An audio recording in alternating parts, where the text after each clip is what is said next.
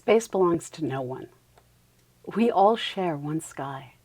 And while there are geographical restrictions about what we can see, these limitations are driven by the geometry of the Earth and her orbit and care nothing for the politics of man. Each night, objects rise in the east, and we can talk to our friends to the east and get a preview of what to expect as we ask, hey, are you getting aurora? Or is that new comet naked eye visible yet?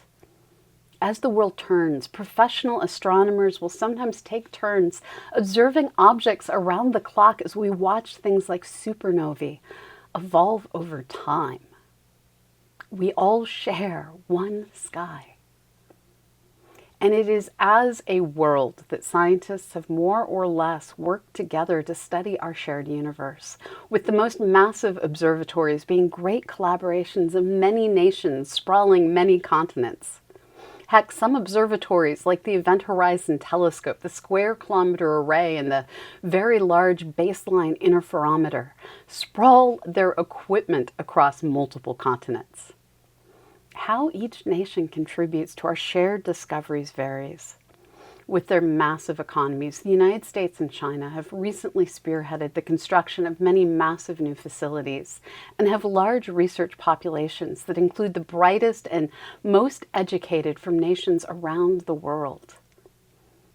Science has been a cornerstone of how we encourage peace. In 1991, I was part of an exchange of science students between the US and the USSR that was meant to help build a better future.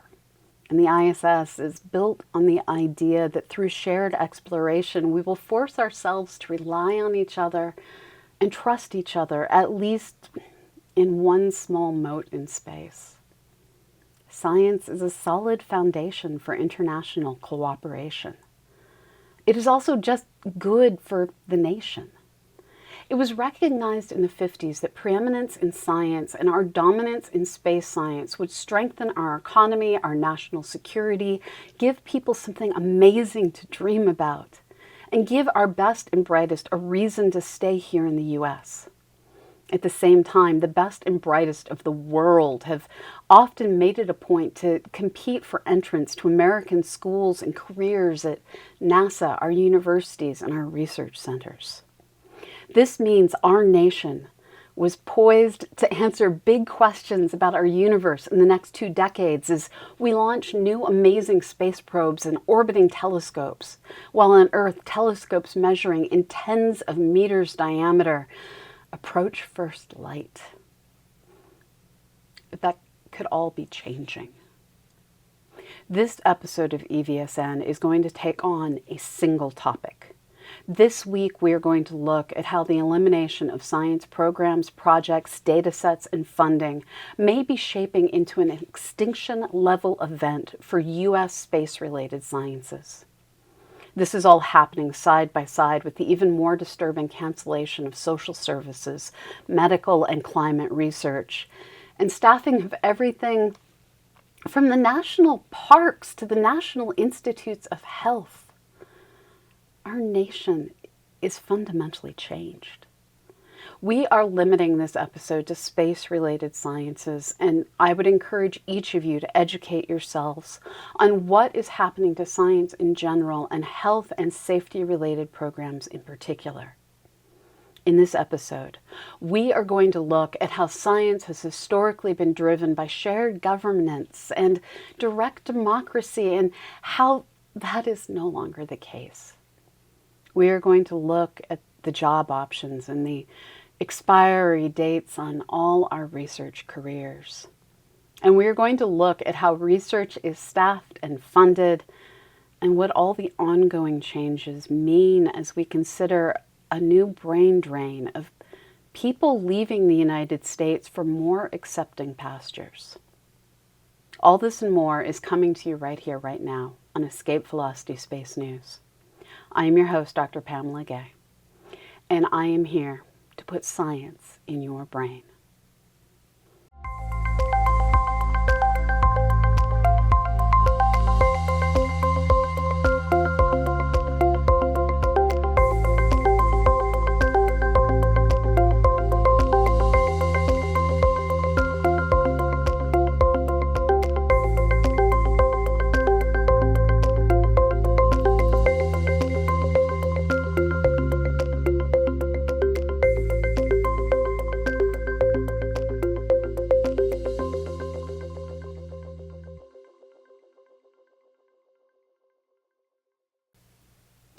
One of the imperfectly realized goals of science is to reward people fairly for their excellence and defining our future through models of shared governance as we prioritize our limited resources together.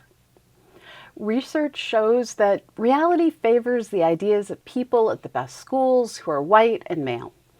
It is not enough to be the best. You also have to overcome bias and have a certain amount of luck.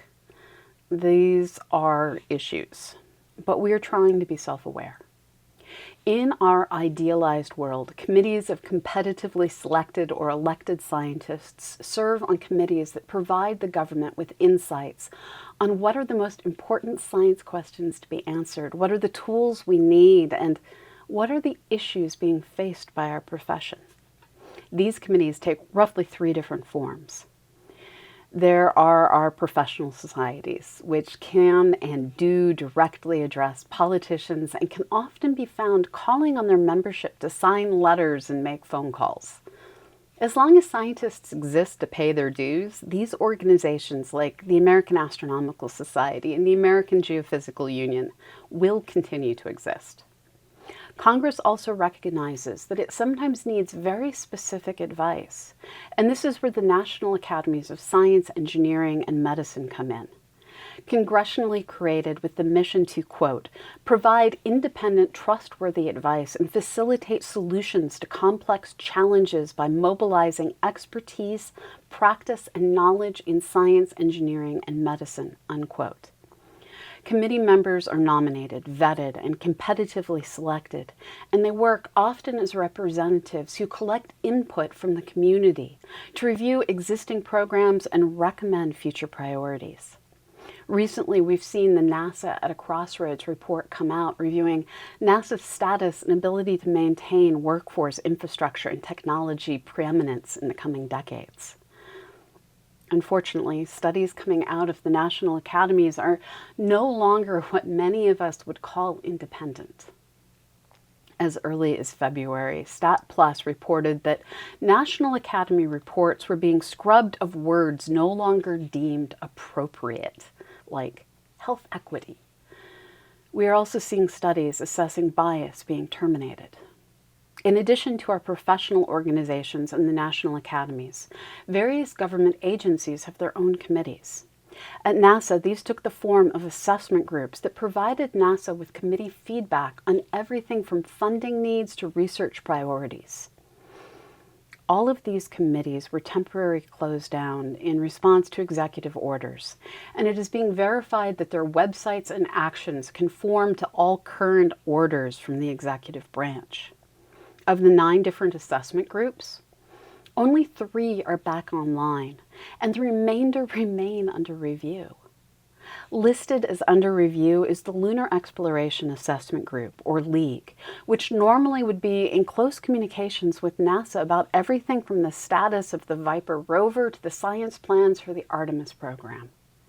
While it is frustrating to feel left out of lunar discussions, more concerning is the President's budget request, which includes massive funding cuts to NASA science and the elimination of centers and missions. If Congress does anything like what the President wants, and these assessment groups aren't in place, there will be little to no community input on what, if anything, is allowed to continue. This means the people who really understand the science may not be the people setting the science goals. And it's not just NASA. Per their website, quote, on April 15th, 2025, the National Science Foundation announced that it is disestablishing certain non-statutory federal advisory committees effective immediately in alignment with the President's executive order, commencing the reduction of the federal bureaucracy, end quote. As they explain, quote, the U.S. National Science Foundation, NSF, relies on the judgment of external experts to provide advice and recommendations on its programs. NSF's advisory committees advise the agency on issues such as how to maintain high standards of program support for research, education, and infrastructure, policy deliberations, program development and management, identifying disciplinary needs and areas of opportunity, promoting openness to the research and education community served by the agency." End quote. Put another way, committees that previously allowed the staff at NASA and NSF to make more informed decisions have been disestablished or put on hiatus, with NSF implying that making informed decisions is just excess bureaucracy.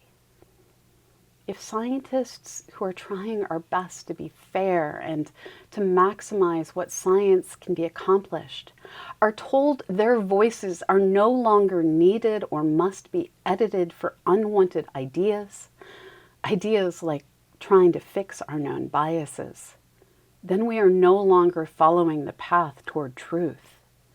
We are instead following dictates along the path of whim, and it appears those dictates are rich in misinformation.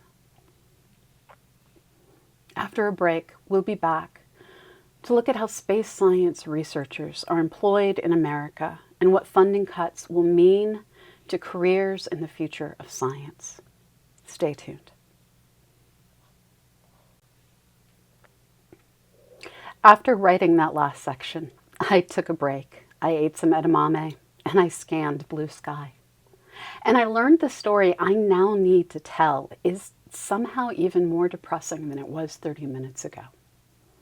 There are a lot of articles out there on the missions that may be canceled, on how the Nancy Grace Roman Space Telescope is nearly ready for launch and might get shelved or worse. But what I'm not seeing are the stories on what these cuts will mean to the space science workforce. And that's the story I'm going to tell. As the story went, the President's proposed but not yet submitted fiscal year 26 budget for NASA, per reporting in the Washington Post and Ars Technica, would see nearly half of NASA's science budget being cut. Casey Dreyer at the Planetary Society termed this an extinction-level event. And I hate saying it, but I agree. But just as there have always been a few things that lived through past mass extinctions, I thought the National Science Foundation would be there as a safe place for science to find a way forward. And then I saw an article in Nature by Dan Garisto reporting, quote, "Trump team freezes new NSF awards and could soon axe hundreds of grants," end quote. And I let our producer, Allie, know I'm going to be recording later than expected. I may stress eat a second box of frozen edamame later, but before I do that, I want to explain why I and so many other researchers are struggling right now. There are only a handful of career paths in research. If you are among the very best, like Nobel Prize material getting the top awards, in the top 3% of the top 3%.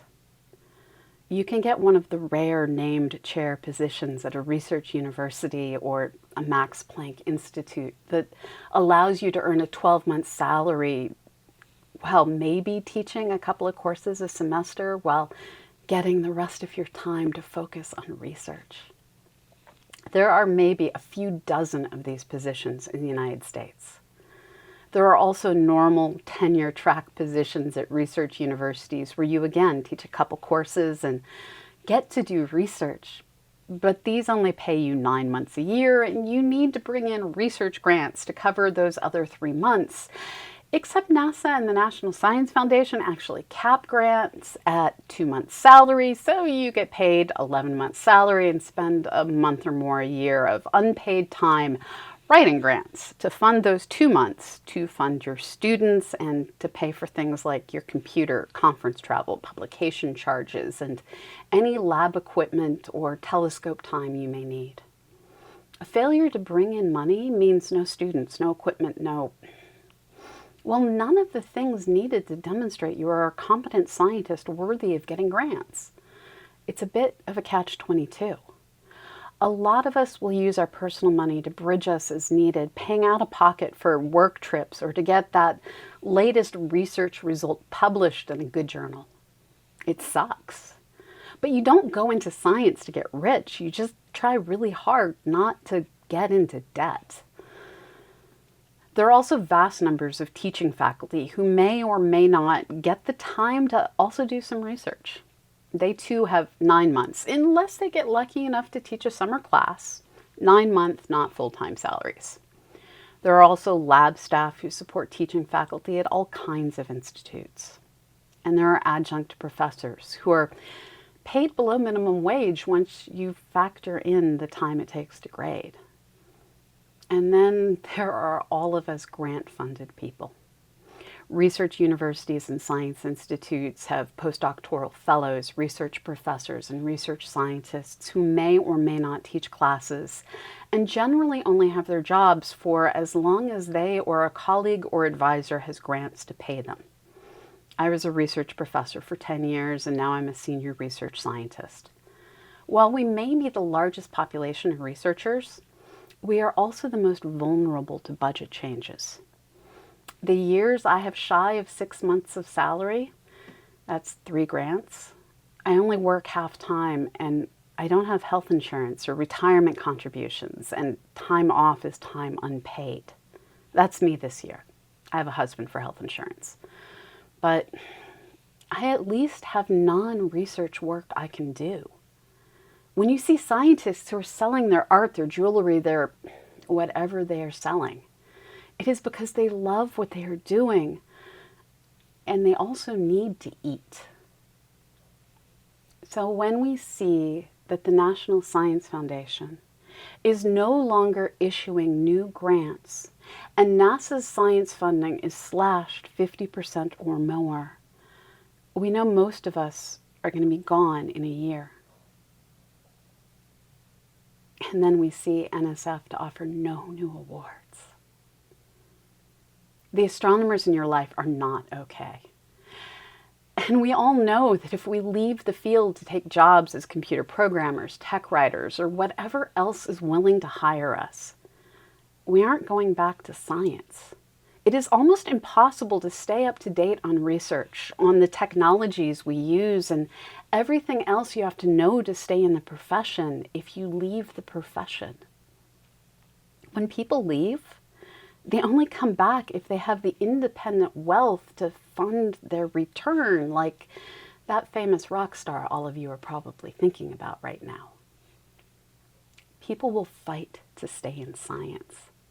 And as a profession, we will eat our young to survive. When funding cuts happen, student positions and postdoctoral fellowships for our most junior researchers are eliminated so faculty and research scientists can keep going. As I look around, I see a large number of boomers who helped build the Voyager missions, who will now, and I'm so grateful for this, they will now retire before we return to the moon, even though they were really hoping to get at least one moon landing during their career. Their retirement will help save some of the rest of us. I also see an even larger number of baby millennials and Gen Zers who are just getting started and still need colleagues to help fund them, and they just aren't going to make it. And in the middle are us crunchy Gen Xers, all 12 of us. And the elder millennials who are going to multitask and side hustle our way through, but again, not all of us will make it. And universities aren't accepting new graduate students like normal, so there won't necessarily be new people coming up to fill in behind us. Not here, not in the US. And for those who try and keep going, we're seeing publicly available data being taken offline and data collections being discontinued, eliminating the ability to do research. We see future missions potentially being defunded. We see massive laboratories being shut down as the federal government punishes universities like Harvard. Grant money pays into our economy as a force multiplier. It innovates our technology, sometimes creating entire new fields out of a few specially aligned atoms.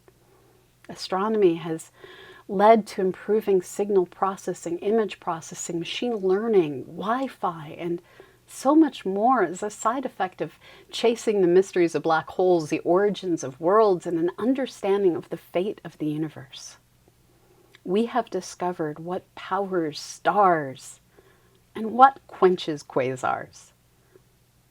And we are doing honest work that sometimes includes creating memes about Pluto's planetary status while we wait for our database queries to run on computers that aren't quite fast enough for our big data.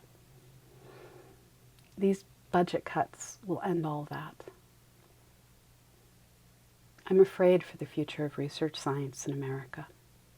We are about to see a brain drain and the loss of a new generation. That will happen no matter what. Congress has the power of the purse and in theory could say no more, we will fund research.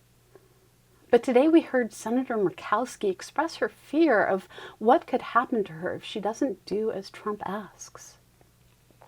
Imagine, we might live in a nation where members of Congress are afraid of the consequences to their safety if they fund science against the president's wishes. The phrase shock and awe has been used to describe massive, overwhelming attacks on our nation's enemies that were designed to demoralize as well as destroy. The current attack on science is one of shock and awe. And we are demoralized as we see so much destroyed. But here's the thing they forget. We went to grad school, which is designed to demoralize, and we got through on our own. We know how to rage clean, eat our feelings, and then buckle down and somehow keep going. It's just, a lot of us are going to keep going in another country or another field, and that is just one more knock against our economy that didn't need to happen. Call your Congress critters. Tell them what kind of a future you want our nation to have.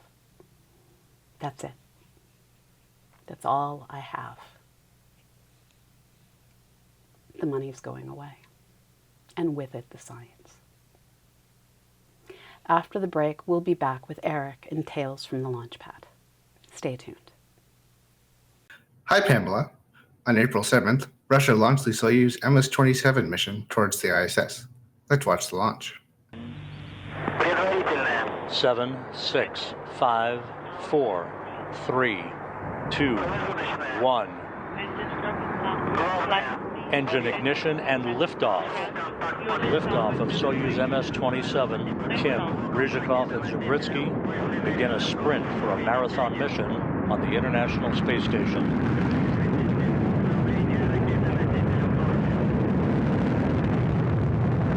Good thrust. Soyuz arcing out to the northeast. The crew consisted of two Russian cosmonauts, Sergei Ryzhikov and Alexei Zabritsky, and NASA astronaut Johnny Kim. Sergei is making his third flight into space, and Alexei and Johnny their first. Johnny holds the unique distinction of being a Navy SEAL, a doctor, and now an astronaut. The Soyuz spacecraft conducted its typical 3-hour rendezvous after launch, with leak checks taking a few hours after that before the crew was allowed into the ISS to begin their 6-month mission. On April 10th, China launched the TJSW-17 satellite from the Xichang spaceport. Let's watch the launch.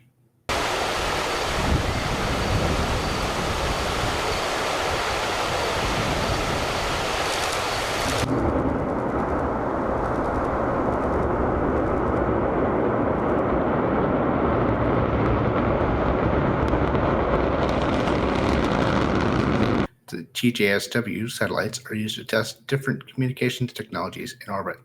On April 12th, SpaceX launched the NROL-192 mission from the Vandenberg spaceport. Let's watch the launch. 5, 4, 3, 2, 1. Ignition. Liftoff of the Falcon 9. Go SpaceX, go NROL-192.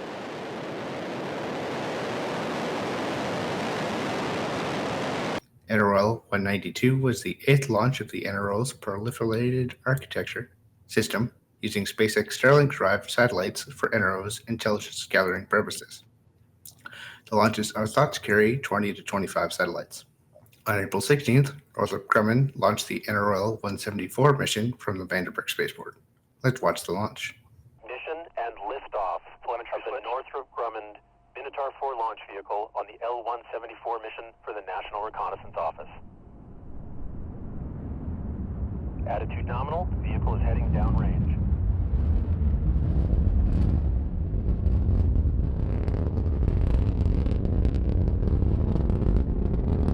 This was the first Minotaur launch from Vandy since 2011.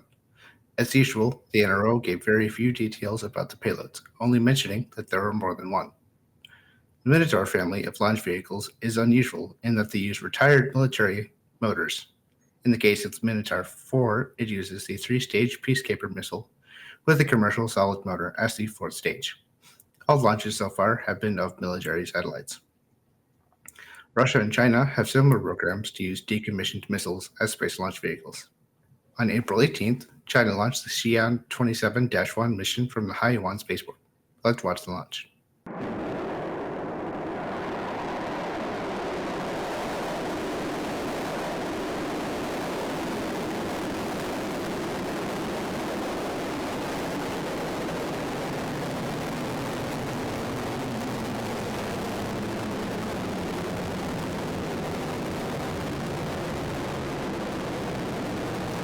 Xi'an is a general designation for a large variety of Chinese government satellites. Because of the orbit these satellites were inserted into, they are thought to be radar imaging satellites. We keep track of orbital launches by launch site, also called spaceport. According to RocketLaunch.live, so far this year, the United States has had 49 launches, China has had 21 launches, New Zealand has had 5 launches, Russia has had 3 launches, Kazakhstan has had 2 launches, French Guiana, India, Japan, and Norway each have had 1 launch. This makes the total number of launches so far this year 84. Finally, there are 9 toilets in space. Of those 84 launches, there have been 4 failures, reminding us that space is hard. Thanks, Erik. We held off recording this last section of the show while I waited to see if Rubin Observatory would put out a first light press release. Unfortunately, while I waited, I was exposed to COVID, was in a car with someone who said, just a cold, and was a snotty mess of nose blowing. And it was not just a cold. So I am isolating until either I get COVID and recover from COVID or 10 days have passed. Welcome to my home office. These are my fish. Anyways, Rubin Observatory did not put out a first light press release. They put out a Facebook post saying, on-sky engineering tests have begun at NSF DOE Rubin Observatory using the world's largest digital camera. To me, this sounds like they had first light. In fact, they went on to say, after installing and testing the LSST camera, we turned the telescope to the sky, a moment 20 years in the making. Thanks to the years of diligent work from our incredible team, combined with successful testing with the engineering camera late last year, the system is already working well. So they haven't announced they had first light, but this face tells me Rubin is going to be everything we need it to be. This is something to celebrate. Good night, everyone. And remember, go out and look up.